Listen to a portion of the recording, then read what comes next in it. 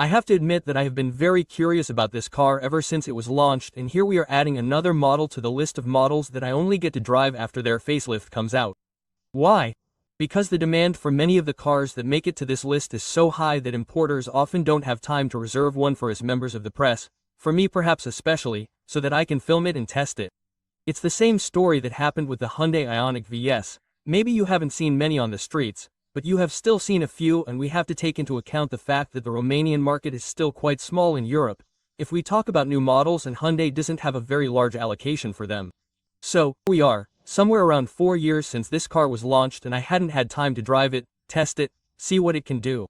And I have to admit that I was extremely curious about how this car moves. Given that the Kia EV6 was one of my favorites since its launch, and the two cars, even though they are completely different on the outside, have the same technical platform underneath and share many components. I was more curious about my colleague, Mircea Mester, who bought such a car. He was among the first to get one of these in Romania and seemed quite happy with it, and I must say that all these elements made me extremely curious about the Ioniq 5. And then there is another thing that made me curious, the design. Because Hyundai on its electric cars, and not only, but especially on electric cars, has a retro-future approach that I really like, and I am one of the few who has admitted, maybe there are others, but I do not admit, that he is a fan of the shapes that the Hyundai Ioniq X6 has. I think it is a beautiful car. Maybe my eyes are defective, I do not know, maybe I am defective, but personally I think it is a spectacular car overall. And the model next to me doesn't make a discordant note. We'll talk about the pixels on it and so on later in this clip. So I invite you to stay here, to subscribe to the channel. If you want to help me, press the subscribe button. It helps me a lot to grow this channel. The over 70% of those who watch my videos are not subscribers, and I'm sorry to hear this. So, today we will test the new Hyundai Ioniq 5 in its facelift version. We will talk about how it drives, what technical specifications it has, what has changed on the car. Spoiler alert, it has not changed much. And of course we will also draw some conclusions. Let's get started. What is a Hyundai Ioniq 5 anyway? Well, I must admit that when I saw the car for the first time, like you, I thought it was more of a hatch. In fact, it is an SUV, as Hyundai itself defines it in its press releases, that is, a compact utility vehicle, that is, a C-segment SUV, a compact SUV that is, of course, electric. A car that has enjoyed a lot of popularity and is one of the few that I would really recommend if you are interested in purchasing a car on the second-hand market, an electric car on the second-hand market, because I know that there are a lot of fears among enthusiasts, drivers, about purchasing an electric car on the second-hand market. Many of you are worried, perhaps to a point rightly so, about how the batteries will behave in the long term after a certain number of kilometers. Well, I just recently saw a statistic, market research that showed that cars on this platform, EGMP, namely the Hyundai Ioniq 5 and Kia EV6, have among the best battery state of health rates after 150,000 kilometers. Most of the cars tested had over 90% state of health remaining in the battery after 150,000 kilometers. So let's assume you lose another 10% in the next 1,500 kilometers. I say you reach 300,000 kilometers and have no problems with the battery, which is very good and can't be said about many internal combustion engines today. If you want to buy a car like this second-hand, it would still be a good idea to check it before purchasing. That's why I'm here to help you. I've joined forces with CBIA.com, and I'm offering you a 35% discount on the purchase of a vehicle inspection report from their website, a report that can show you if the car has been hit, if it has been stolen, a lot of details about mileage, maintenance, and so on. The code is called CSDM35, and you can find it in the description section of this clip. But skipping that part, it's important to know that this car and all the tests we've seen is very good in terms of reliability, and much of the credit goes to the battery technology that we'll talk about in the technical part. Let's talk a little about the design. Since its launch, the car has had this retro future design, as I was saying, in which the pixel theme is predominant in many places. We're talking about a face, yes, which has some more BMW-esque headlights than today's BMWs. I have one. Even though these elements are square, they remind me a lot of the famous BMW Angel Eyes, and if you look closely, these square rings, let's say, have smaller pixels inside them. On the facelift, the headlight itself hasn't been changed. We have new lighting technology for the adaptive headlights with 256 individual LED elements. But on the facelift version we have a light bar at the base of the headlights that looks really interesting at times. It's not disturbing, but when you see the car from a distance you are instantly attracted to it. I also like the design of the front end, very simple, very sober. At the bottom, in the bumper, you will notice that we have some active aerodynamic elements, that is, some flaps that open and close depending on the car's cooling needs or aerodynamic needs. On the facelift version, the design of the front bumper has changed very subtly, but you have to look very carefully to realize the differences. We have some new color shades, going back to the side of the car.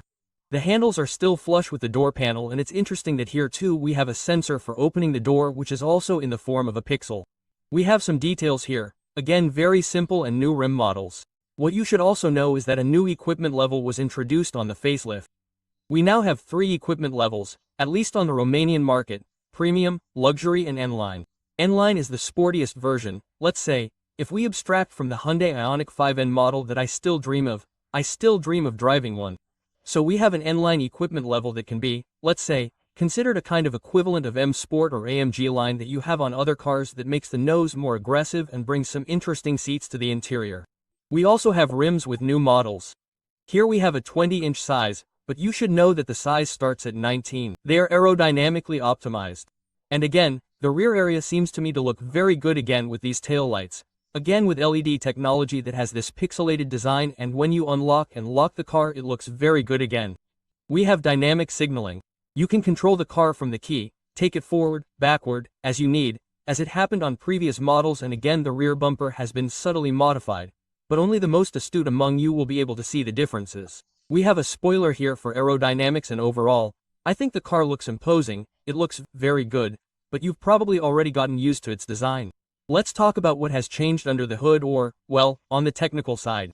What I forgot to tell you before we move on to the technical part, but I'll tell you now, is that in terms of exterior dimensions, the car has gained somewhere around 40 millimeters, but they are only ornamental things.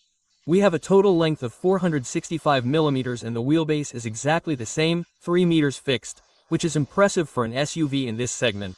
Let's talk about the technical part.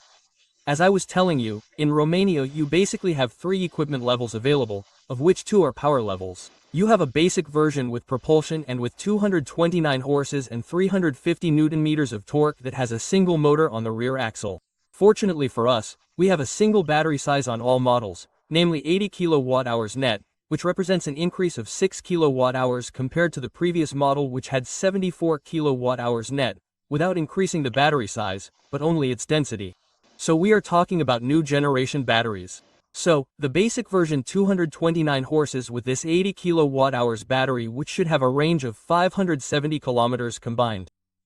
And then we have this version, which is available in 2 trim levels, Luxury, which we have here, and the N-Line version.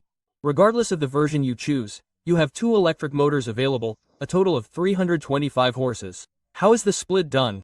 We have a 100 horse motor on the front axle and a 225 horse motor on the rear axle. This version is fast, I would even say quite fast. It does 105.3 seconds compared to the version with a single motor, which does 107.6 if I remember correctly. Which is not bad anyway, considering that you are not in a hurry anyway if you get such a car. Yes, 5.3 seconds is a respectable time. Yes, as I was telling you, they have the same battery on board, and we are talking about an NMC type battery, and we are talking about an 800 volts platform. By the way, this is what makes the Ioniq 5 one of the very attractive cars on the second-hand market, because the car, from the moment it was announced, came with an 800 volts platform and has stood the test of time quite well. We still see new cars launched on the market with 400 volts platforms, and this car has had 800 volts since its launch. Yes, and what does that mean? It means that you can charge it much faster because the battery has increased in size compared to the facelift model, and the charging power has increased from a maximum of 233 kilowatts to 263 kilowatts. But don't be fooled by the maximum power that a car can reach when charging. That's not what you're particularly interested in. What interests you about the charging process of an electric car is the charging curve. And this car has a charging curve of 205 kilowatts. This should be the average power throughout the entire process from 10 to 80% charging, which compared to the previous model now takes 1 minute longer. If before the battery was charged from 10 to 80% in 16 minutes, now we are talking about 17 minutes. Why? Even though we have more power, because we have a larger battery. But it still seems to me that 17 minutes 10-80% is absolutely excellent. And indeed, I have not tested this car, I have not put it on charge as happened with other cars, but I have tested and charged many cars from Hyundai Kia, and I must tell you that they have always delivered exactly as it says in the book. So they take my word for it that this car charges very quickly. On the facelift we also have some changes on the suspension side. According to Hyundai, more work has been done on the shock absorbers to make the car more comfortable. We'll talk about that when we drive it. There's been some work done on the running gear, including the doors, to make the car safer. Probably if it's tested again, although there's no reason for it, it will prove to be a little safer in the event of a crash. And here under the hood you can see that we don't have a lot of space, but we have a frank. Yes, we have storage space here because we're talking about a car with 2 electric motors. So here under the hood we have an electric motor. The available space is only 27 liters. If we didn't have the electric motor up front, so if you take the version with a single motor on the rear axle, you have 54 liters of storage here. And that's about it. Independent, multi-link suspension, of course, as you'd expect from such a car. We don't have adaptive dampers or air suspension, but we'll talk about how comfortable the car is when we get on the road. How cool does the back look? Let's lock the car so you can see the turn signals. Now I'm going to unlock it and I can open the trunk with the key, but I'll do it with the button that's hidden here so I can show you where it is. Yes, unlike Frank, no matter which version you get, you're going to have the same space in the back here, the same amount of space. Here we have somewhere around 530 liters, plus 57 or 27 liters in the front. I like that we have buttons here for the rear seats. You can fold them with the electric button. Right now it seems like only the right one works. I don't know exactly why the left row doesn't work, but it's cool that you can do that. Unfortunately you can't, and you can bring them back using these buttons. You have a 12-volt socket in the trunk, because I've noticed a lot of people asking me about the socket in the trunk to use their vacuum cleaners to clean. Yes, we don't have any attachment points, which surprised me. And here we have some extra space that is quite limited, but you can put a few small things in the back here too. Let's go inside and talk about what features this car has, and maybe you haven't seen others. Like the fact that you can adjust the rear seats electrically, front to back. Pay attention here. How is this on the luxury trim level? And of course you can pull this and the backrest folds down, which by the way is adjustable, it's not fixed. Again, a very cool thing. What materials do we have inside and how does the quality feel? Then we have the curtain on the luxury trim level. Here we have a soft plastic that feels quite okay to the touch. I would like to tell you how it compares to the pre-offensive model, but as I said at the beginning of the video, I've never had contact with such a model, so I couldn't tell you. Here we have synthetic leather again, I think, as it feels, heated seats, window button, quite large storage spaces and the speaker for the audio system. I like that here we have a very good quality plastic. You don't see this quality material on cars these days, especially on the rear panels. Let's get into the car because we are talking about a dedicated electric platform. Notice that the floor is completely flat. But we really have this console that extends quite far into the middle. I suppose you could put 3 adults here, but it might be a bit complicated. Here we have a socket like we had on the Kia EV V6. Very useful 220V. The materials used are good. On the back of the front seat we have textile material here. It feels very okay. The plastic used is very good. Ventilation vent for the rear passengers open, closed very tightly.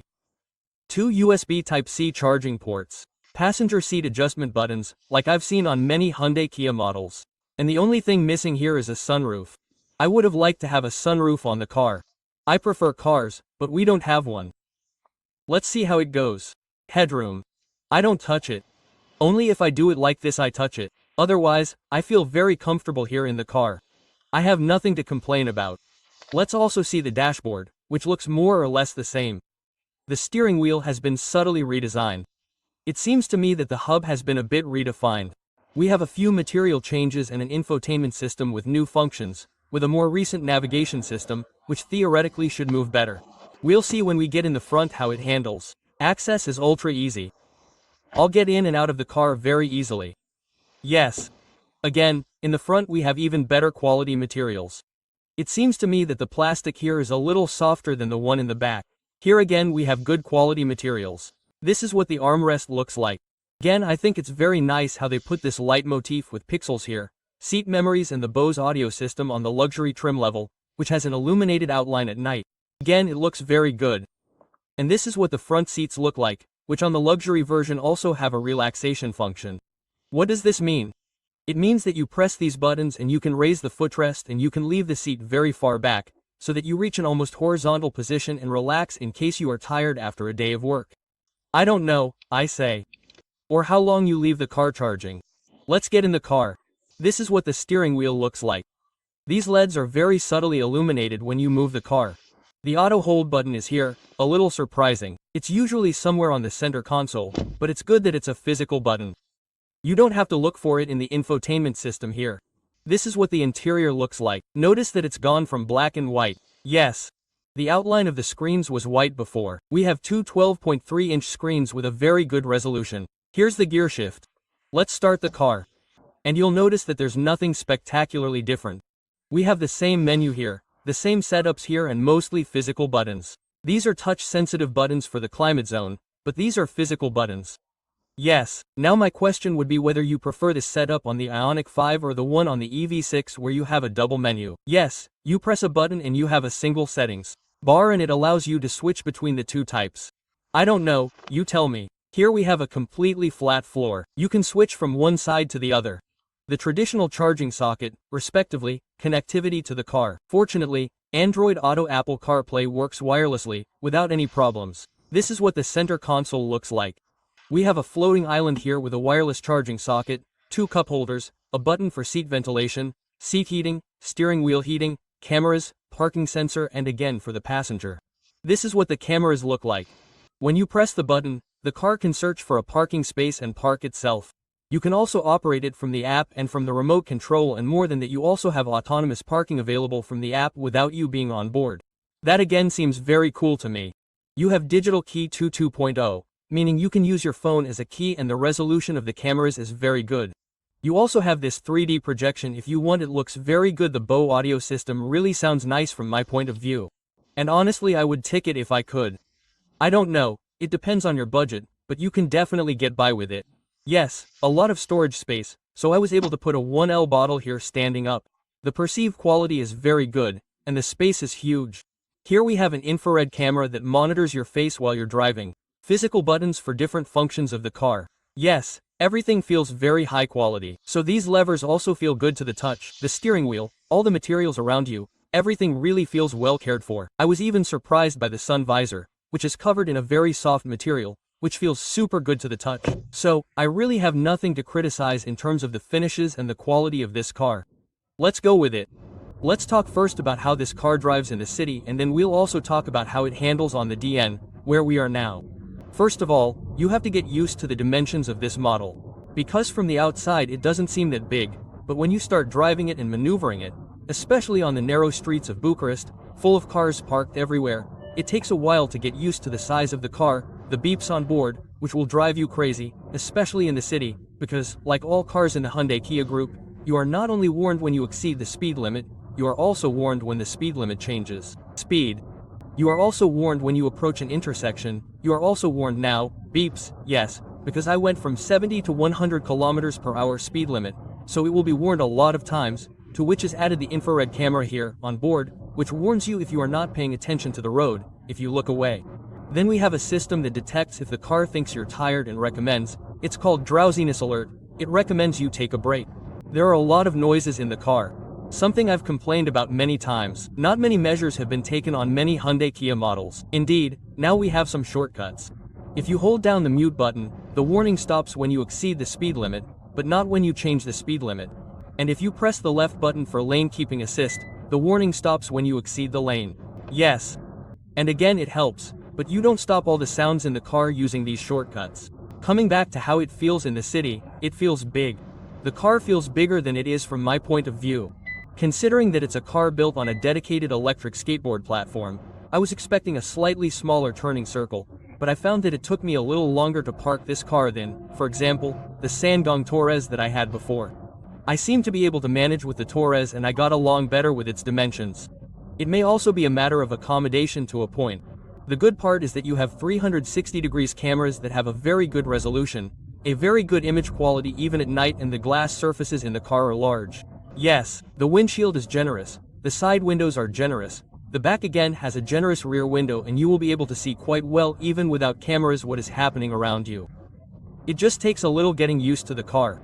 Back I would have liked, as I saw on the Kia EV4, for the adaptive regenerative braking system to remain activated once you have activated it once. How do you do that? You press the paddle behind the right steering wheel and the car goes into adaptive regenerative braking recovery mode. That is, the car will recover more energy as you approach a car in front and others. But unlike what I saw on the Kia EV4, it doesn't bring you to 0 km/h, so it's not one-pedal drive. If you press the left paddle on the pedals, the car goes into what Hyundai calls I-pedal, which is a one-pedal drive system, in which regenerative braking will be maximum all the time. Depending on your preference, you can also adjust it manually. Regenerative braking. We use the side paddles. I have used and am a fan of automatic adaptive generative braking. Let's call it what you want. And I used that one and now I use it. For example, when you use this function, the car will coast a lot. Yes, if you don't need to accelerate, the car will coast, as they say, a lot. And when you approach an obstacle or a car in front of you, it starts to brake regeneratively, just like it does now that we're approaching a car. That makes your job a lot easier, so to speak. It makes the car super easy to use around town. Moreover, the power steering is super light and simple to use. And when you actually use the brake physically, we have a braking system from Bosch that is brake-by-wire, of course, which you know is quite predictive, meaning it's not super sensitive to your input. Now we're going to go from being quite predictable, not very sensitive and responding quite well to your input. So, overall it's going to be easy to drive the car around town. What surprised me, and I won't be able to show you here because we're on DN, what surprised me was the fact that we didn't have an ultra-refined suspension like I expected. It seems like this car is a little stiffer than it seems at first glance. If in the EV6 I was expecting the suspension to be a little stiffer because it also has that more aggressive, sportier shape. Here I was still expecting a more comfort-oriented configuration. Hyundai also said that the facelift brings more comfort to the car, again because I didn't drive the pre-facelift version. I couldn't tell you if it delivers in that sense on the comfort side, but I was expecting more on this side. Don't get me wrong. The car is not uncomfortable, the seats are a little hard, they offer very good support, but what I noticed is that the suspension is a little noisier than I expected. No, it doesn't crunch, nothing happens. You just hear more sound from its effort than you should. You hear the arms working underneath. It doesn't crunch, I repeat, you just hear a lot of what's happening underneath. And I expected a different atmosphere here, a more relaxed, more refined one. Yes, here we have a compliment to make. I discovered why the suspension felt like that. It seemed to me that something was not right. I don't understand this obsession of the guys from the vulcanization to inflate the wheels much too much. We have 4 atmospheres here when the car should have somewhere around 2.5 on the front and 2.62. 27 on the back. We are in OMW. Let's adjust the pressure and see how the car handles after that. Solve the problem partially. Apparently the pressure gauge from the OMW guys was a little faulty. I put a little more than I should have. I wanted to give it 25 to 2.5 on each wheel. But what I can tell you is that the difference is huge in comfort, and it's not the first time I've run into this problem when I get a car and it has the wrong pressure in the wheels and I misjudge it. I have to be more careful from now on, but the idea is that you ignore a little what I said about how bouncy the car is around the city. The Ioniq 5 is comfortable. Of course, you will also be very curious about the consumption I recorded around the city. This was an average of 20, which again surprised me. I expected it to be a little lower, but even so, that means with a battery with a net capacity of 780 kilowatt-hours you have an autonomy of 400 kilometers, so no problems. And yet I had forgotten when I saw the consumption and it seemed to me, I said earlier that it seemed high to me, I had forgotten that it was still quite cold outside. The whole time I was testing the car, it was warming up a little, but I had finished the test around the city. While I was testing the car, the temperatures did not exceed 13 degrees and in the evening it was even colder. And more than that, we have winter tires on this car, some Ioniq IEP Evo 3s, which really don't have the same efficiency as dedicated tires, yes, for electric cars. Winter tires have a higher rolling resistance because of those micro-cuts inside them that are meant to capture snow. So an average of 20. I would say that if the temperature were friendlier and the tires were better, I would probably have gotten an average of somewhere around 17, 16, 17 somewhere there. Let's say 18. If I had reached 18, it would have been the consumption in the car's book. So a difference of I would say 10%, I think we could take into account. Yes, for the cold and the tires. So I assume that in summer you have a 16, 17, 18. Something like that, depending on the city, the crowds and so on, which is not bad at all. Don't forget, we have the all-wheel drive version here. I suppose the one with a single motor on the rear axle would be even more efficient. And now we've also gone out on the DN. On the DN, that extra suspension shake I was talking about earlier will no longer exist, at least on the DN1 where we are now. The asphalt is impeccable. You can activate your adaptive cruise control. Put it at 70, You adjust the distance from the car in front. If you want, you can also activate the roll assist. The car will take over part of what it means to keep the car in the lane. Yes, it will center you quite well. I noticed that the system works very well. It will maintain the distance from the car in front. It will maintain the speed you set and things relax outside the city. I find the car to be super refined, super comfortable, much less tiring than in the city where I was telling you that over certain bumps you seem to hear a little too much how the suspension is working. You won't have the constant stress of hitting something left and right because of the size of the car. It seems to me that the long road suits the Ioniq 5 quite well, and it is also very quiet. What will annoy you are the beeps, which are much more frequent in the city anyway than outside the city. But the problem is not with the car here, but with the road markings. I have said many times in many videos that I have driven these cars. I drove the Ioniq X6, for example, which has the same platform. I drove from Bucharest to Lisbon last year and I had no problems with all these beeps outside, where the road markings and intersections are done properly and you are never taken by surprise. Of course you will be curious about the consumption. We did our consumption test on the DN. The average consumption was 16. Good, I'm not saying no. It could have been less, but again it's cold, winter tires. With an 80 kWh battery, this means an autonomy of approximately 500 kilometers if you go on this type of secondary road. Again, very okay from my point of view, 500 kilometers of autonomy. Maybe I'll combine them with some highway. We'll also go out on the highway to see how it handles there. You still have 325 horses, like we have on this car, and 605 Nm C divided between 255 on the front axle and 350 on the rear axle. And the car handles very well when you want to accelerate. Let's also overtake. We have 60, 100, without any problem.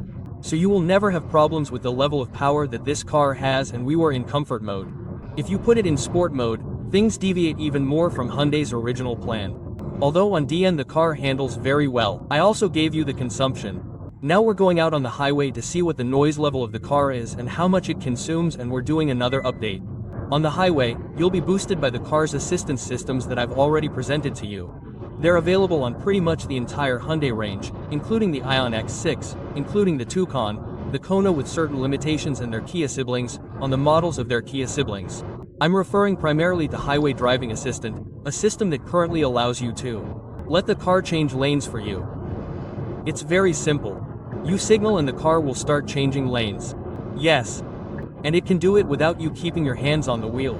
Although the recommendation is to keep your hands on the wheel at all times. I took them to show you how it works. I'll also show you in reverse. Yes. It's not necessarily the most useful function in the world.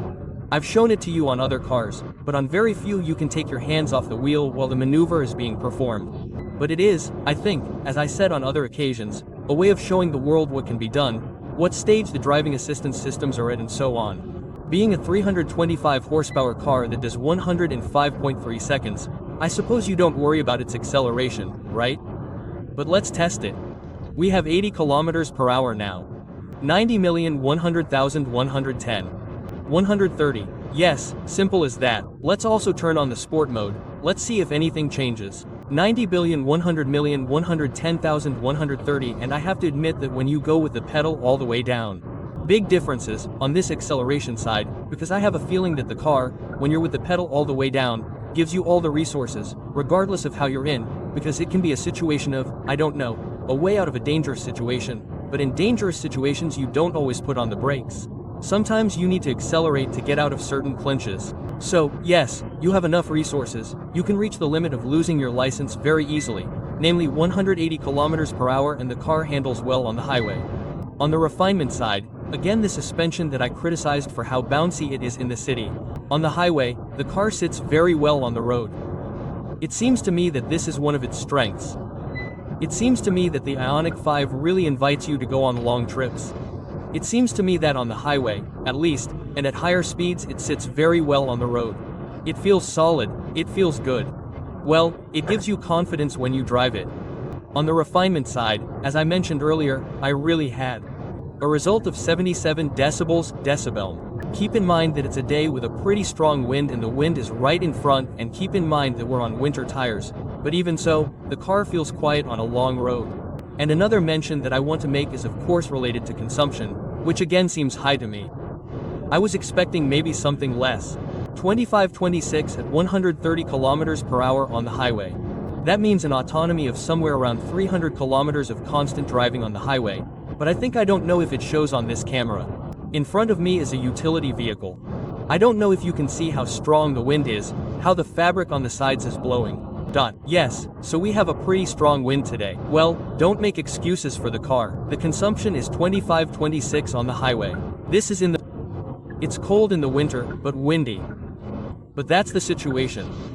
Yes, if it were better, I was telling you in total since I took over the car. I've done 206 kilometers so far and I have an average of 21.7 kilowatt hours per 100 kilometers. And somewhere at 50% battery. So, you can probably get over 400 kilometers out of a battery without any problem. Which is okay. A lot of people were asking for a long time ago, sir, if it's going to have at least 500 kilometers of autonomy, I'll get one too. And, under certain conditions, you can get 500 kilometers with this car. But let's move on to look for some conclusions regarding the experience with the new Hyundai Ioniq 5 facelift. What are my conclusions regarding the Hyundai Ioniq 5? In this case, it still seems to me that it is a car with a very good offer. Why do I say that? Prices start at €41,000 for the premium version with a single engine. I think that's enough for 90% of people. The good part is that you have exactly the same battery size. Yes, you won't be as fast and you won't have all-wheel drive and you register a few more options, but from my point of view they are not essential. You have a heat pump as standard, that's a really important option. Charging is exactly the same, regardless of the version. And then at €41,000 without raw. Yes. So with the rubbish you fall under 30 and 8, I would say. Yes. It's a very good offer, very, very good.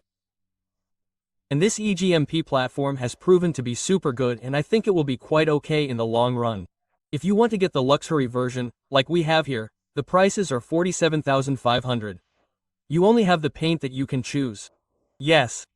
To make the difference between to increase the price. And if you want the N-Line version, you pay €1,200 more. The features are the same as the luxury, only you have a more aggressive design and other seats inside. Personally, at €41,000 I would get the basic version without any problem. I don't know how many hundreds of horses, I can manage. But it's true that when you have discussions with your friends who also have electric cars and have 4,500 horses, you might feel a little inferior. It depends on how strong your personality is. I for one wouldn't have any problem. I don't know how much power and I would be very curious to see how much that version consumes. In fact, the car turned out to be more gourmet than I expected. Honestly, personally, I expected it to be a little more efficient, but it compensates with the fact that it charges super fast. And now in the end I'm very curious about your opinion. Would you buy such a car? Would you buy a second-hand one? Because I told you they have stood the test of time very well. Tell me if you would buy an Ioniq 5 or if you would buy one of its rivals. Model Y is the most important. But also that Škoda models, such as ENC and others. XD4 are rivals for this car, but they are on 400 volts platforms. Including Model Y is on 400 volts platforms. If we talk about 800 volts cars, there are rivals for this car at the moment on the market. Let's talk in the comments. Tell me what you think and until next time, of course, don't forget to feed your passions. See you in the next clip.